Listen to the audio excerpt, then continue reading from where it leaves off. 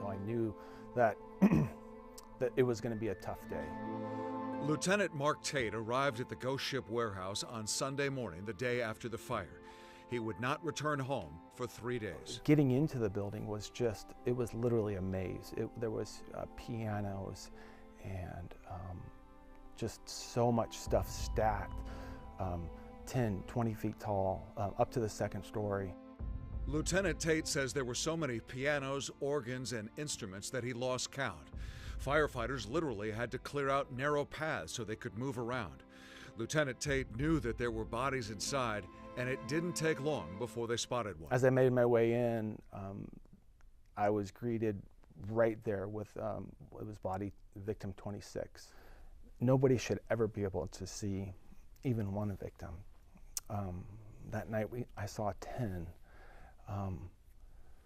And so I have to turn something off inside of me, but it still affects me. The most difficult moment was when they found Griffin Madden and Michaela Gregory. Griffin had his arms wrapped around Michaela and was holding her tightly as they died. They were on a couch on the second floor when the floor collapsed underneath them. The couch dropped and rolled over and then crashed right through the top of this RV that was parked inside the warehouse. Firefighters used power tools to cut into the RV, and when they turned over the couch, that's when they found the 2 bodies. It almost looked like they were, that they knew that they were going to die. And so he was embracing her. For some weird reason, my mind goes right to my wife. And that's what I would do in that situation with my wife, is protect her to the very end. And that was a really hard one, because that's exactly what he was doing. And he was protecting her to the very end, arm in arm. At one point, Lieutenant Tate says he walked into this room and shined his flashlight. And for a brief moment, he was horrified by the arms that he saw hanging from the ceiling, because in the dark, they looked very real. All of a sudden, I saw a hand, and I saw another hand, and I see another hand. I saw 4 hands, and again, my heart just stopped. And so I called in the coroner, and we went in there, and they were mannequin hands.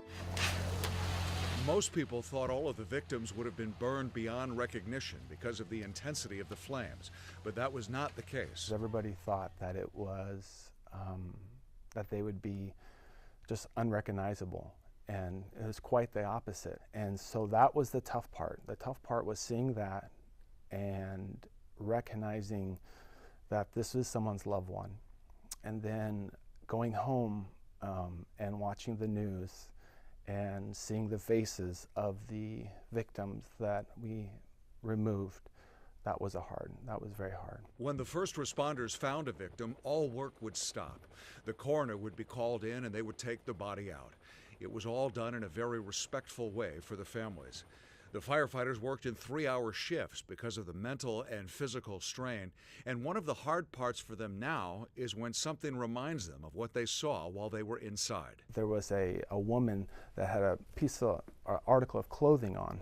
Weeks later, probably about a week later, was over in San Francisco, and I saw that article of clothing on a woman. And it's called a trigger, where my hands start sweating and my heart starts racing, and I just need to get out of there. This picture was taken outside the warehouse, right in the middle of the recovery operation. That's Lieutenant Tate with 3 comfort dogs. He says it was the only time in 3 days that he smiled. And so I went up to him, and I just kneeled down, and they came right up to me, and just started petting him. And it was just a nice moment too. It was almost like you're in just another world. It's easy to think of first responders as the people who run toward danger while everyone else runs away from it. But first responders are also human, and being inside the warehouse and finding those 36 bodies took a toll. I have a close group of friends, of guys, and I say for the first probably 2 or 3 weeks, I gave each one of them the assignment to call me every day. And if I said I was doing fine, I told them to say, no, tell me how you're really doing. Lieutenant Tate says, imagine that all first responders have an imaginary backpack on, and every time they see something, it goes into the backpack. And if they don't deal with those things, pretty soon their backpack gets very heavy and starts to weigh them down. So I always tell my crew, every once in a while, open up that backpack. Do it with a friend, do it with a therapist, do it with somebody, and just take out one of those issues and start to deal with it. That's exactly what Lieutenant Tate is trying to do now by talking about the bodies of the young people that he saw during those 3 days inside the ghost ship warehouse and how their families are doing now. Just so sorry. Just so my heart goes out to you.